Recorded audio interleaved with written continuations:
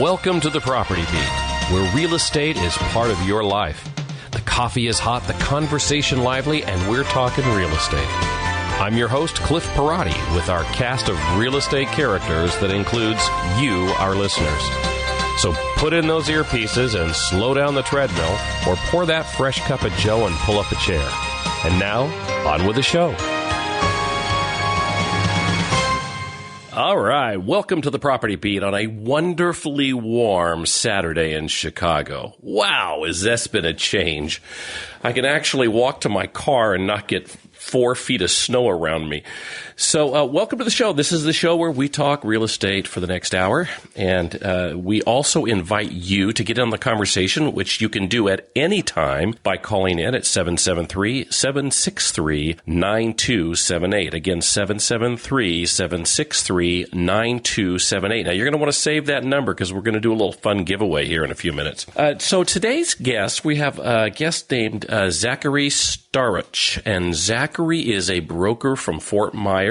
And he's got some interesting stories about how COVID affect his market. Now, they do mainly second homes, and he gets a lot of people from Chicago down there, so we thought it was an appropriate topic. And he's got some good stuff to talk about in terms of how people have been buying homes sight unseen in order to still get something during this hot market. So this is going to be a fun conversation. Before that, we will have our real estate news, which is coming up next. Right after this, we'll be right back. Hi, this is Cliff Perotti, host of The Property Beat. For over 37 years, my team and I have been helping people buy, sell, or lease real estate throughout the United States and abroad. Whether you're a first-time home buyer or an experienced investor, the Perotti Group is here to help. We represent clients in residential, multifamily, or commercial properties. And if you're looking for property management services, we've got you covered with our property management division. If you'd like to learn more about how the power of my team can help you achieve your real estate goal, email me directly at Cliff, that's C-L-I-F-F, at thepropertybeat.org. Thanks for listening to The Property Beat. Illinois Managing Broker's License number 471013604. California Broker's License 00874027.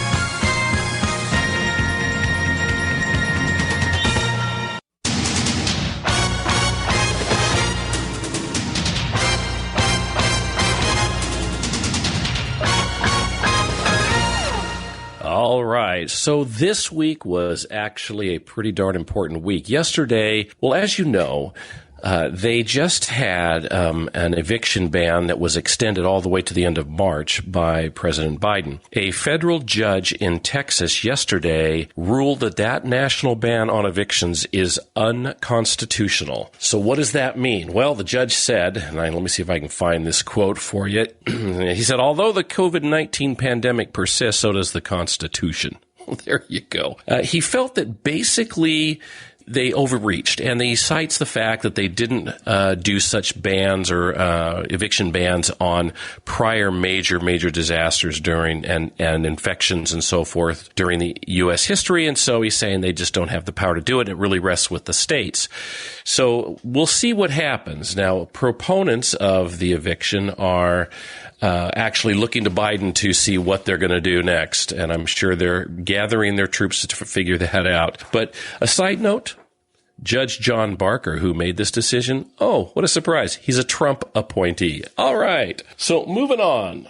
Well, rising rates just hit the marketplace a little bit. Our rates just rose in terms of our mortgage rates, just rose to an average of 2.181%, ending on the weekend of February 18th. Now, that's the highest since the second week of November. And as a result of this, the mortgage applications fell over 11%. It was like 11.4% averaging between refinances and home acquisition loans. So what does this mean? It just means that you got to kind of watch what's going on. They say typically such an increase will result in a slowdown of home buyer applications, which, what a coincidence, has already happened. And our final news story, a little bit of celebrity news. Justin Bieber is in the news. Unlike a lot of the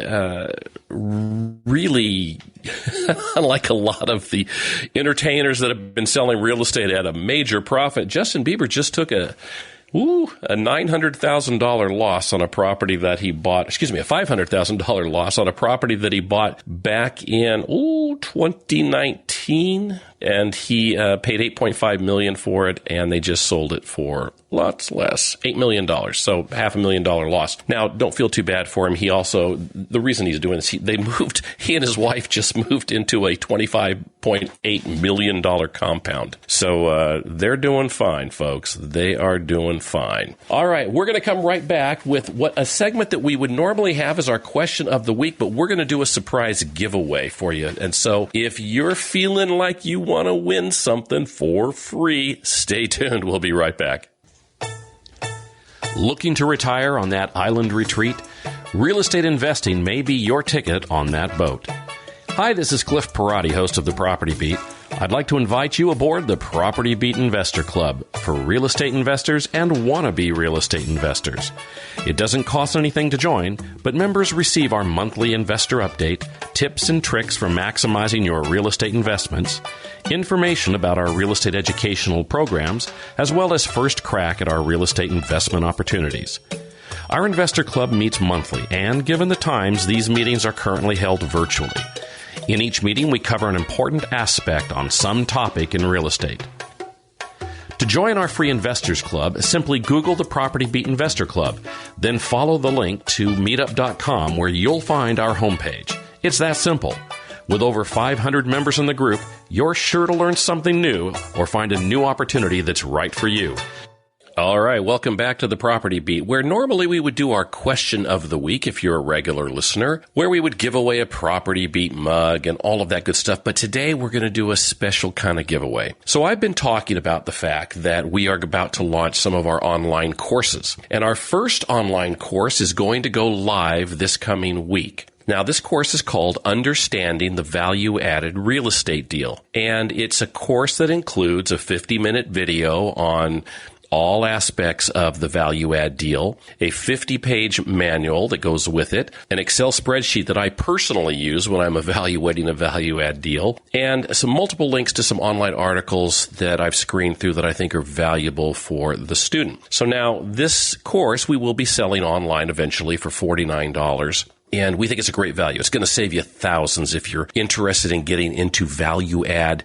And what do I mean by value add? Well, this is where you buy it, you fix it, and you flip it. So this is a buy, fix, and flip strategy, if you will. So, but because we're currently just launching this course, I need some guinea pigs. I need some people who are going to just try and see if it works and make sure that everything on the course, so you get to be the bug testers and make sure it's happening correctly. And I'm going to give away 10 free courses, up to 10 free courses to the first 10 callers that call into the show here today. So now the phone number to call into is 773-763-9278. Again, 773-763-9278.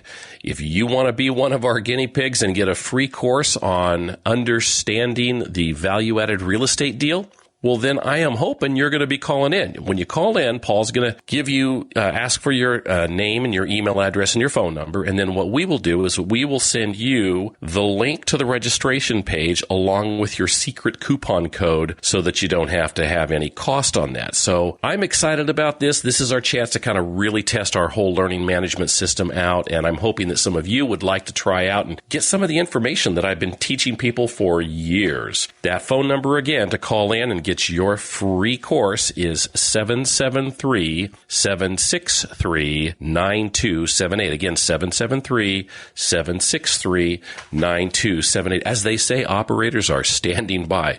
You are standing by, right, Paul? I am, yes. I'm hoping that we get millions of people calling, but we just need 10, folks, the first 10. So, all right.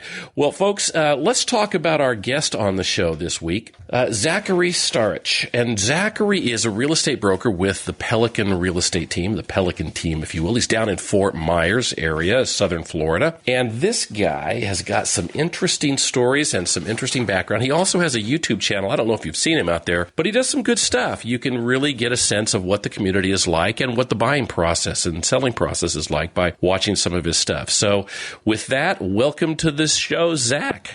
Hi, Cliff. How are you? I'm doing great. Are you having a nice warm night too?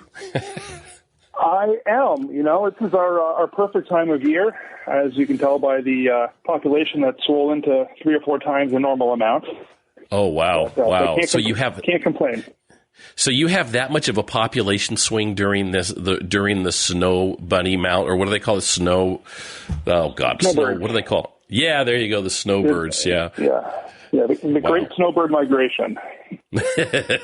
When does it usually go the other direction? When do they all usually come back home, wherever that may be? So the rough, obviously everyone does their own schedule, but the rough ballpark is after Christmas to just before Easter. Meaning that, people want to spend Christmas with the holidays up north with the grandkids, and then want to spend Easter with the family up north too. And then in between there, they want to get out and enjoy some sunshine. My next door neighbor had literally said that we were both snow blowing out one morning, and he says, "We're out of here." I'm going, "Where are you going?" He goes, "I'm going to Florida. We'll see you next month." I said, "Okay." And he did. He left. Well, Zach, we like to start off by just asking you to tell us something a little bit about you, so our listeners get a sense of you, and ask that you tell us something you've done or a hobby of yours or something personal that's not business related that you don't mind sharing with a few million friends. Sure. So, God, I actually hate talking about myself, but I have a 5-year-old daughter and a 6-week-old son, which means I am perpetually exhausted these days. Oh, my God, but, yes. Besides that, I've lived in 3 different countries, 4 different states, and I come from a long line of real estate entrepreneurs. So I'm sort of going the way that I guess the universe has intended. Well, it's funny you say that, because one of the things that I was noticing about you, and I do a lot of poking around in your sites and that kind of stuff for when we have a guest, and I see that you're from Canada, from Ontario. Yes. So now, do you love ice? Do you love hockey and ice skating and all those Canadian kinds of things? Or, you're down in Florida now. I do. So by default, I think it's a law. You have to like hockey if you're Canadian. So I do by default. But the funny thing is, I grew up actually pretty close to the U.S. border. So growing up, we always went to the Buffalo Sabres or the Buffalo Bills. So I'm a Bills fan. I'm a Sabres fan, just because those are my local teams, even though they were technically really in a different country. So yeah, people don't understand how close Buffalo is to the border and how it's literally like 20 minutes away. It's not like it's a huge long drive. So what brought you to Florida? You're down there in a beautiful sunny state. What brought that? How'd that happen? So it's not really what brought me to Florida, but as we were talking about the weather, that sort of drove me away from Canada. But I growing up, our family always vacationed in Florida, so I always thought I would live here, or wanted to live here, I guess you'd say. But I didn't really have an idea of how to do that, because I was a kid, I was a teenager, and hey, what did I know? But the abridged version is I went to Northwood University in Michigan, moved to California, Newport Beach, California, where one of my neighbors was a beautiful blonde girl who I eventually married, and she is from Florida. So that's the way we ended up back here, was coming back here, and now obviously her family's close by, my family's close by, and here we are. So. Wow. It's funny because I'm from sunny California, and people, when they hear that I moved, I always wanted to live in Chicago. And they're going, why in the heck would you want to move from beautiful sunny California to Chicago winters? I don't know. I'm a glutton for punishment. Now I kind of understand what they mean, and I'm thinking, I could actually say the other day, I said, I am really tired of the snow. So, yeah, Florida's looking pretty good right now, I got to tell you. Yeah, I can't complain. I don't mind the cold for visiting. I'll go up north. I'll get my 4 days of I don't know if it's punishment or just refreshment, but then I'm fine heading south again. All right, so you've been down there. It looks like you became a realtor in 2012, something like that, and then so tell us about your company. Tell us about the Pelican Team and the marketplace you serve. So I first became licensed as a salesperson, which is the entry-level license in Florida in 2012. Got my broker license, which is the highest level, in 2018, and then I also became an instructor in 2018. I was with a national brokerage. I don't know if I can say the name or not, but after I got my broker license, I went out on my own about a month or so later, and haven't looked back since. But yeah, we're in Fort Meyers, which is Southwest Florida in our area. We cover everywhere from Fort Myers, Cape Coral, Naples, all the way down to Marco Island. Pretty much anywhere in Lee and Collier counties is our backyard. Okay. Now, in that area, what would you say is the average price range of homes? The average price range for homes in this area is about, we closed out last, I think it was December, we were finishing at just a hair under $300,000. And that's a total, Okay. that's between, 1 or 2 bedroom condominiums and, $5 million beachfront homes. Now, we and I love when we have these opportunities to talk to brokers in different communities. We spoke not too long ago with a gentleman who was the head of the Las Vegas Association of Realtors, and they have a very investor-driven market, right? There's nobody that lives there after they buy; they just buy and then they hold on to it and rent it out. Is your market more of is it an investor-type market or a second home or vacation? What's the kind of typical buyer you get there? So we do have a lot of vacation rentals, and for that matter, a lot of second home rentals, and a combination of the both. Some people will buy a home, use it for 2, 4, 6 weeks out of the year, rent it out the rest of the time. Other people will buy a home and use it for 3 or 4 months out of the year, and it'll stay vacant. And then, of course, we do have our year-round residents as well. So we've got a broad variety. We do have a fair amount of investors. I think most people, at least the ones that I deal with, they come in with numbers in mind.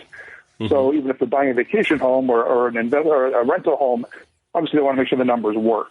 So we do have people that do that, many of which are just looking purely for investment, many of which are looking to buy a home now, rent it out, and then retire in 5 or 10 years to the home. So yeah. So we do have a wide variety of people. Where are they coming from? Where are they coming from? Is everybody from the north? I mean, obviously, they can't come from the south, but are they further, like in the northern states, in the northeast? Where are they generally coming from? So traditionally, there's a migration from the northern states, whether it's Illinois, Michigan, New York, New Jersey, and coming south. We have a lot of Canadians. Now the border's closed to driving traffic. You can still fly here, but you can't drive over the border. So that's really limited people there. But one thing we're seeing an influx is people that are actually coming from the east coast of Florida, because I've got people that live and work in Miami, and it's a much more expensive cost of living over there. And like, well, if I just go to the office 1 day a week now, why don't I move 2 hours to the west coast, cut my cost of living substantially, and I can still be in the office in a couple hours if I need to be. But, with this whole remote work situation that everyone's going through right now, a lot of people are seeing the value of their money going down much further over here. So we're getting people that are, like I said, just 2 hours away near the coast, and then people that are coming from, New York and New Jersey and, Illinois as well. So. Well, it's interesting. It sounds like that you're seeing part of the same pattern that we're seeing nationally, which is that people are moving away from the cities. They're moving to smaller communities. They can have a lifestyle that they like more. Because they can still get to, and so many people don't need to get into the office anymore. I think that's where COVID really has dramatically changed the way we do business. Absolutely. And that's just it. People are, like I said, they can literally work from anywhere, and we've been technically able to do that for a while, but no one's actually realized it. And now that we're forced into it, it's like, oh yeah, we're paying all this, rent for this building that we're heating or cooling and no one's here. Might as well give that up and let people sort of, work from where they want to work from. Interesting. All right, folks, we're going to take a quick break. We're going to come right back with our guest, Zach Staruch. We'll be right back. If you're looking for a winning team to help you buy a quality real estate investment, it's important to get the assistance of a solid real estate broker with experience in analyzing and understanding the ins and outs of real estate investing. Hi, this is Cliff Perotti, host of The Property Beat and designated managing broker of the Perotti Group, an independent real estate team here in the Chicagoland area. With over 37 years' experience guiding real estate investors from first-time buyers to international investors, I'd like to help you find the right property for your situation. My team and I are available to help you whether you're buying a starter home, luxury residence, or a multifamily investment. We've got you covered. If you'd like to discuss your real estate situation, you can email me directly at cliff@thepropertybeat.org. I look forward to speaking with you about your real estate plans. Illinois Managing Broker's License 471013604. California Broker's License 008744027. All right. Well, welcome back to the Property Beat. I was just talking with Paul, our engineer. You caught us. We had a little technical foible happen, and I just completely lost connection with everybody. So, Zach, are you still with us? I'm here, yeah. Can you hear me? Oh, okay, great. See, you didn't even know it happened. Just look at the left hand because the right hand is busy doing stuff. Hey, folks, I want to remind you as we continue our conversation with Zach that we did offer, and we are still offering, up to 10 free giveaways. It looks like we've given away a few of them already for our upcoming course release this coming week on a course called Understanding the Value-Added Real Estate Deal. This is a course that contains a 15-minute video, a 50-page manual, the Excel spreadsheet that I use when I'm evaluating a value-add deal, and some multiple links for you to read through and check out that I've screened. So this is a course that's going to save you thousands in mistakes. Just trust me on this. Now, normally we sell this course at $49 online.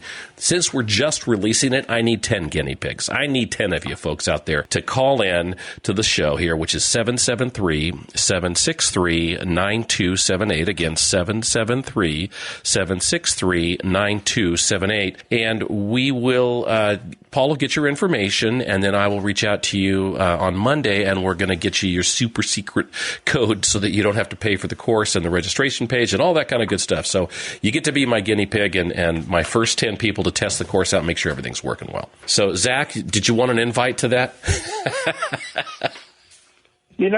I'm curious as an investor myself and someone that is numbers driven. I'm certainly interested in what you got there. Oh, yeah. Well, maybe if we don't get 10 callers, maybe we'll give you that extra seat. You got my info. Oh, goodness. So I was going to ask you, do you get any foreign investors coming into your marketplace? So we do. Again, COVID is sort of the monkey wrench and everything right now. But right. Canadians are the biggest investors, the biggest foreign buyers in the state of Florida by far. Wow. So we do traditionally, non-COVID, get a lot of Canadians. And we still have a lot of Canadian owners that may or may not be here at this time of year. And then, of course, there's always, Fort Meyers is a little, it's not as glamorous. It's not as sexy as Miami.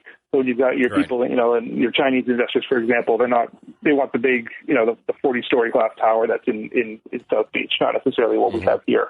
But we do have, in normal times, we do have direct flights from here to Germany.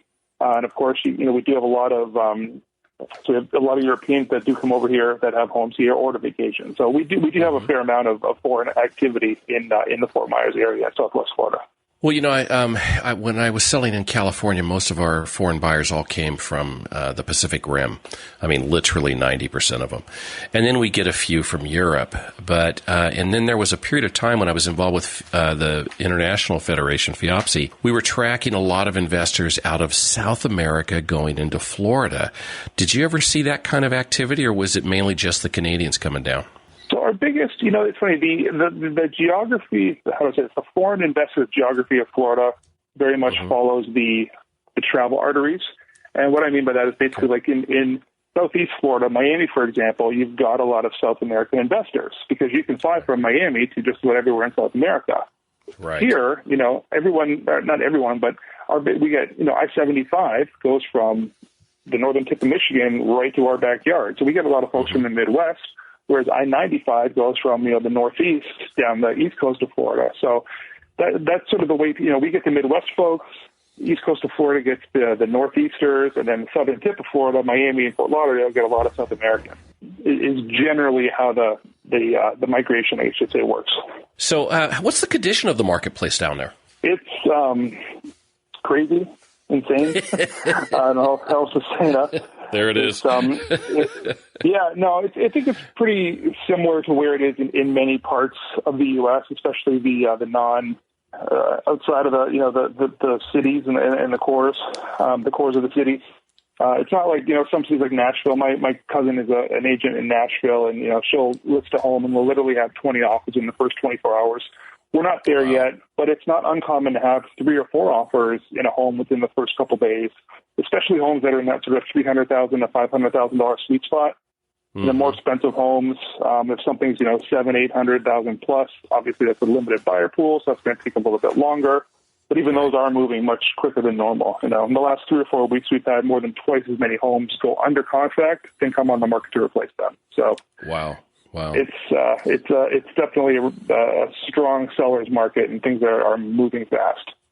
How has COVID impacted your market, your real estate practice, really? Because I think that one of the things that I've noticed in talking with brokers over the last year is that there's 2 factors. One is the economic, and how do you do business now versus then, right? And then the other is the psychological. Man, I'm just tired. How has COVID impacted your real estate practice down there? So at first, when it was March 13th of 2020, when the president declared a national emergency, and when that happened, everything just sort of stopped. And I actually heard a comparison recently from a real estate perspective. It was very similar to 9/11. And basically, this happened, and everyone was like, "Oh my goodness, what is going on?" And everything stopped. And then within a week or 2 later, government incentives kicked in. There was just everything was raring to go forward. And that's what happened. So it was basically 2 weeks of, and I was even telling people, I did a YouTube video and said, hey, don't buy a house now. Like, this is not the time. And don't listen to me because, wow, they did the exact opposite. So things are just, moving. Yeah, things are just, they're moving a lot. They're just going in. And the things that changed are the virtual showings and the virtual tours. We've had a lot of people, more than normal, buy homes sight unseen. So, and I wanted to talk about that because I saw that in some of your writing. So tell me about that. So a buyer's looking online at a website, I guess, right? And they see it, and then are you doing virtual walkthroughs and tours of the properties on pretty much all your listings? So on all my listings, I do a virtual tour or a 360 tour, as we call it, where you can look on your computer and walk through, quote unquote, the home and sort of see how it works and turn around. So we do that with all of our listings, and we also do a video as well. But then if people want to buy a home, if they don't want to get here, we'll get out there with, whether it's FaceTime. I also have a 360-degree camera, so I can set that up and walk with them through the home when they're up in Chicago, say, and they can actually see how things are. And then recently, Florida actually started doing virtual closings too, where you can actually just close via Zoom without actually having to be here. So it's crazy how. I'll be honest, it still actually blows my mind how many people are willing to spend hundreds of thousands of dollars on a home without actually setting foot in it. Yeah, in fact, I was wondering, do they ever go look at it like during the inspections, or do they just, they get inspectors out there and they just have you manage that process for them? And then they just close? Everyone's different. I've had one where the buyer's sister lived here, so she saw the home, and we did a lot of FaceTime tours and so on, and then of course that inspection. They didn't actually the buyers didn't set foot in the home until the home closed, so that was nerve-wracking. Wow. But they're very happy. I've got another client that spent just under $800,000 on a home. They moved here from the Philadelphia area, but they didn't want to travel because of COVID. They saw the home. Actually, let me rephrase that. The husband saw the home before closing. The wife, and we know it's the wife that really matters, she didn't see the home until after closing. Wow. The husband saw the home before closing, but well after any opportunity to get his sizable deposit back. Mm-hmm. So, people are moving. Some people are moving forward with or without seeing the homes. Some are getting them under contract, and then if they can get down here quickly and see the home during the inspection period. But even these days, with the market being so competitive, inspections, our default on the contract here is 15 days. But if you want to be competitive, you're cutting it down to 7 days. Now, if you want to get on a plane and be here within, 5 days, look at the home and make any adjustments, so be it. But it is that much harder. So people are just often just doing everything online. So clearly that's a change you've seen in the buyer behavior compared to pre-COVID. Are you seeing any behavior changes in the sellers in the way they're selling their properties? So it depends. Again, there's some people that have sold, and I've used the Canadians as an example, that cannot get down here. So they want to, they want me to go there and say, hey, well, can you, whether it's, I've gone to people's homes before and packed up all their clothes just to, because they can't get down here. They don't want to come down. So I have to go through and pack up their clothes for them and ship them up to them. So we can do that entirely virtually. At first, there were some people that were obviously, for obvious reasons, didn't want strangers walking through their home. Sure. I still got some people, actually, my neighbors across the street want to sell. They exactly want to sell. We just don't want people in our home now. And I get it. They're an older couple.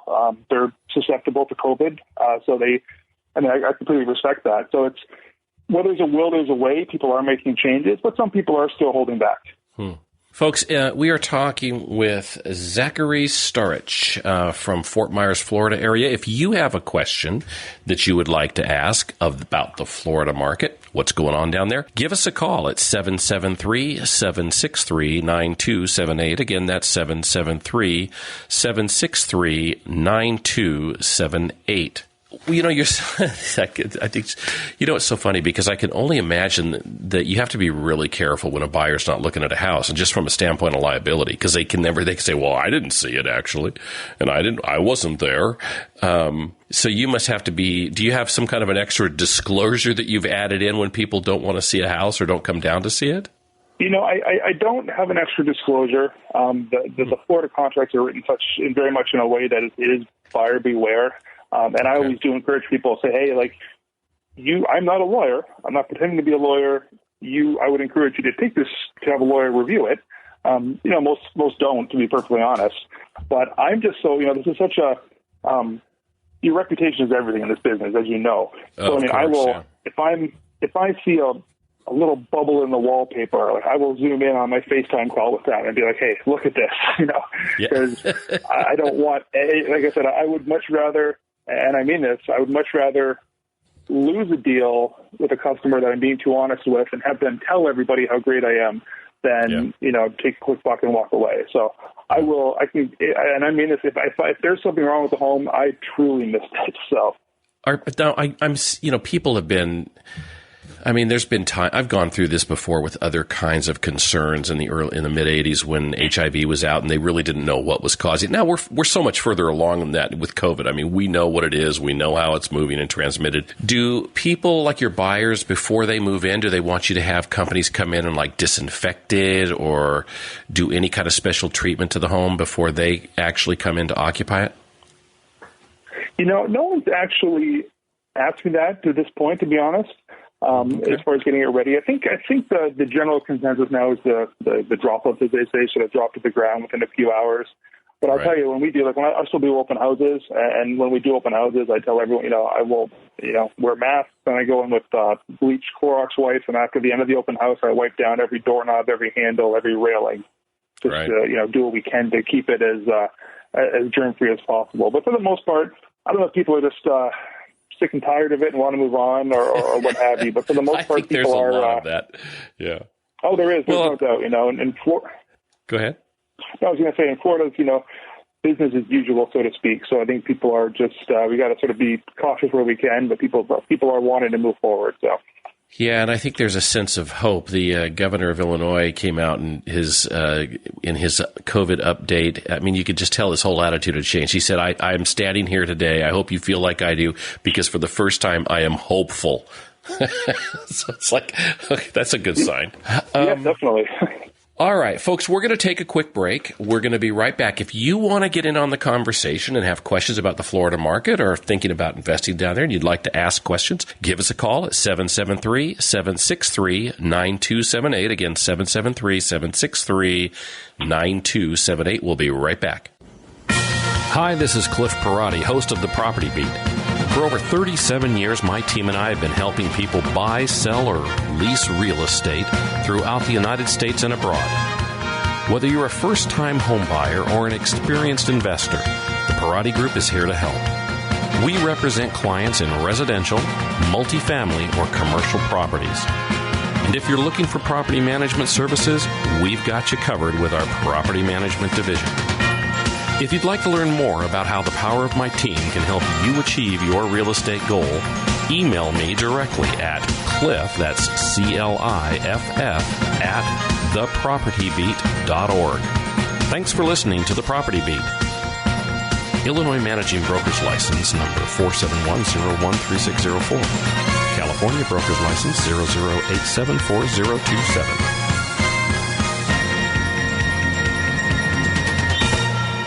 All right. Welcome back to the Property Beat, where we are talking with Florida real estate broker Zach Staruch. Man, I need some coffee. Zach, so have you had buyers ever? I mean, I could see this. If you're a second home community, do you ever get people? Well, I'll tell you what's bringing this to mind. I just reported on a story that Justin Bieber had sold his home, right? And he took a loss on the house. But he sold it with all of the furniture in it, just like it was sitting. Do you get that kind of a request on these second homes? Justin Bieber, fellow Canadian, got to point that out. But we do have a fair amount, a fair amount of turnkey. It's more driven on the seller side, because if someone has a home here and they have their home, they want to sell it for whatever reason. It's like, well, I just sell the home, or do I have to sell everything individually? So we do have that, and a lot of people do want to buy turnkey. The challenge is finding someone that likes exactly what it is and or what that home offers. And you know what it's like. I mean, some people walk into a home and say, hey, I hate the gray walls, and they just can't picture it. Well, you can paint that, and it's the same thing with turnkey. Oh, I love everything. I just hate the coffee table or the living room set. Well, you'll have 80% of the home, so you can move in. It's very livable right now, and let's just you can change that whenever the time is right. But yeah, so to answer your question, we do have a lot of turnkey sales, some also partially furnished, because there's a lot of people just downsizing. Just the challenge is almost finding the right buyer for the options there, because there's been many deals where homes offer turnkey, and some say, I love the home, I don't want the furniture. So just like everything else in this business, it's a little give and take and juggling to make things happen. All negotiable, right? Exactly. Well, and it's funny because when I look at some of the homes on the market down there and I see some of the furniture, I'm going, okay, this is not my style or taste, but if I'm only going to be there for like 6 weeks or 8 weeks out of the year and I'm going to use it as a rental the rest of the time, I'm okay with the furniture the way it is. Exactly. Well, that's just it. I tell people, if you're going to rent this, there might be kids, there might be spills, you never know. So it works for now. I mean, if people are going to actually just live here, or they're not going to rent it out, I understand where they're coming from. So, but I mean, like I said, you can always, it's not attached to the home. You can always change it. So I always encourage people to look at the big picture. What does the typical snowbird do when they, with their property, when they're not there? What are they doing? Are they renting them out or just leaving them vacant? So it just depends. The guys that the people that have a home that, that bought it for rental purposes, they will rent it out. Obviously the summer is our off season, but we still do have plenty of action. A lot of people that, from the southern states that might come down here in the summertime, or even locals that do a staycation, by the beach. They might drive in from Orlando for the weekend or for a week, for example. But there's others that do keep it vacant. That just don't rent it out. I mean, there's some communities here, especially the resort communities that have golf course, country club, pool, tennis course. Some of them are 80% vacant in the summertime. So I mean, if you're a burglar and you need a new market, Fort Meyers in July is where you want to be. Oh my God! Well, it's funny you say that, because a gentleman came into my office and he was pitching a service for basically snowbirds, the opposite direction. So when they're not here, they do a whole protocol where they check the home once a week. They are making sure everything's still buttoned up. There's no water damage. Everything's working and everything. And if there's bitter cold, they'll go in and actually make sure there's no pipe bursting and all that. Do you have that kind of a service down there where they check on these? I guess it would almost be like a security service to make sure that everything's okay when no one's around. Yeah, we call them Home Watch. And they'll basically come to your house once a week or every 2 weeks, whatever you contact with them. And they'll do things like water the plants, collect any mail. Again, make sure everything is working. Because if your AC goes out here, you can have a mold problem, so you want to make sure that's working. And they'll generally just come out and make sure the home actually looks. Did I lose you, Cliff? No, you're here. I'm here. I'm sorry. Yeah, no, I'm here. Okay. Are you there? Well, yeah. Can I just? My headset's about to die. I'm so sorry. Just let me switch over. All right. Welcome back to the Property Beat, where we're talking with Zach Staruch. Zach, are you still with us? I am, and I apologize for that. I just got that dreaded beep thing. My headset was about to die. No. Hey, that's okay. Phone, so. I've had that happen so many times on my AirPods, right? And suddenly you're talking and going, hello? And that's what I'm on. But usually I'm just talking to one person. I'm usually not on the radio. So. Oh, my Lord. Okay. Well, how is the marketplace? Are you starting to see any foreclosures in your market at all? I mean, that's a concern that we're starting to see up here. Nope. We have not, because I think for a couple different reasons. We do have a larger proportion of cash buyers down here. I mean, just due to the demographics, a lot of people that, have lived in their same home up north for 30-odd years, and it's been long paid off, and they move down here, and they have the cash, or they're downsized, and they have the cash, for whatever reason. So we have a lot more cash buyers. And then also, like it or not, I don't mean in a political way, but as I said earlier, Florida is wide open for business.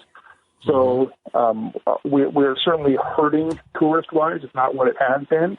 But people are still able to, very fortunately, to pay their bills and so on. So we'll see. I mean, now there's obviously the forbearance programs. I believe I just heard it's been extended by another couple months.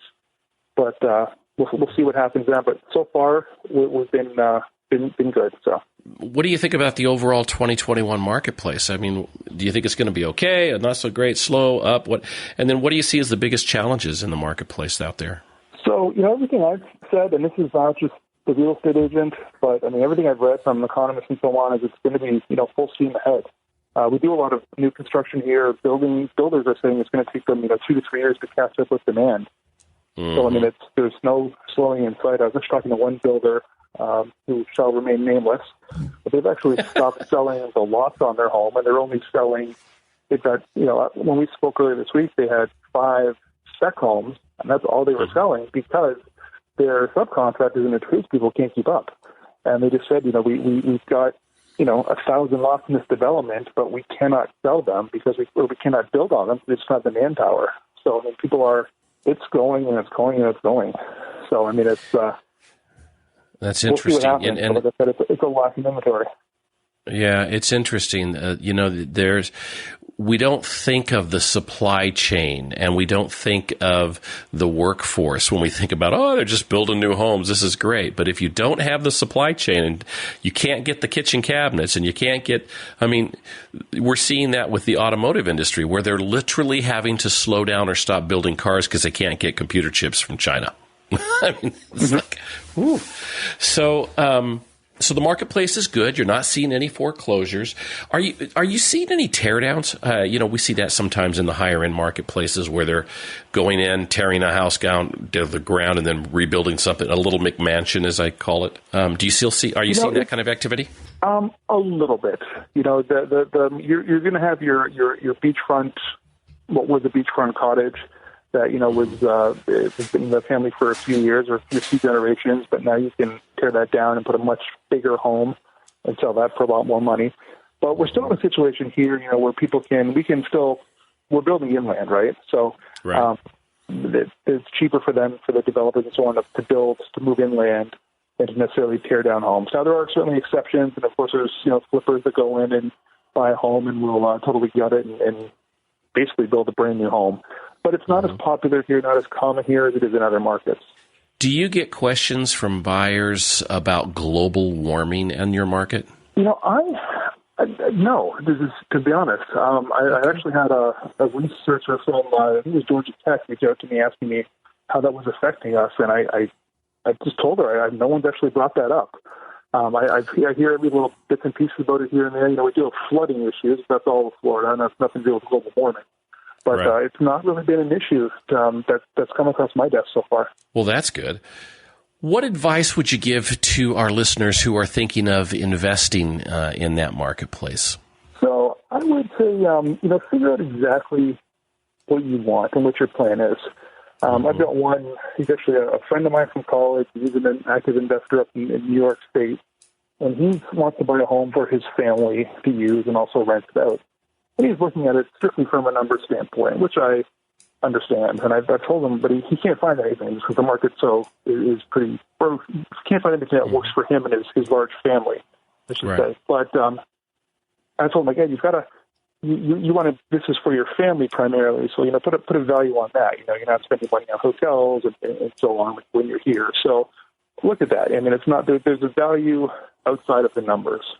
Mm-hmm. So as you know, you buy you make money in real estate investing when you buy the home or when you buy the property, not when you sell it. That's right. But just be sure to look at the big picture and understand what your use is. I mean, if you're obviously going to just rent it out, you want to make sure those numbers work. If you're doing a seasonal rental, you can make or a vacation rental, you can make a lot more money than an annual rental, but it's also a lot more work. But if it's somewhere that you actually want to use for your family and enjoy yourself, there's value in that. So just keep that in mind as well when you're crunching the numbers. Are most of these rentals handled are they management companies, or are they Airbnb-ing them, or how are they renting these out? Are they short-term rentals typically? So it depends, just like everything else. There are management companies. Obviously if someone's looking for a home, they're not going to necessarily call a random homeowner. They're going to call a property management company. Sure. A lot of communities, and when I say communities, I mean the subdivisions that we have here do have restrictions on the rentals and the rental lengths. Some of them are, don't allow rentals. Some might only allow annual rentals, or some might allow 30-day minimum. So it really, depending on what your community allows, will dictate on basically how you're going to market the property. Because Airbnbs are good for short term, but a lot of communities don't allow anything less than a month. So it's a bit of a challenge in that aspect. Yeah. It's interesting. Florida is a marketplace. I can remember when the crash happened, and I was teaching for the National Association of Realtors, and I was in Hollywood, Florida, and I was teaching in a hotel, and next to the hotel was a high-rise where that had literally been abandoned by the developer. Nothing was going on because they couldn't sell them, they couldn't keep the financing. It was a bad time across the U.S. The marketplace that you're in, it seems like it doesn't have that kind of major vulnerability because it's simply not that big of a marketplace. Is that pretty safe to say? Well, I think there's always vulnerability. We were hit hard. The Cape Coral area, which is the next town north of Fort Meyers, was hit really hard in 2008. But for the same reasons. People were buying. Builders were just cranking out homes without buyers. Buyers were coming in, buying 4 or 5 homes, and leveraging them till they were so far underwater and couldn't manage them. There's always a risk for an irresponsible buyer. And I'm not saying everyone that happened in 2008 was irresponsible, but people didn't know.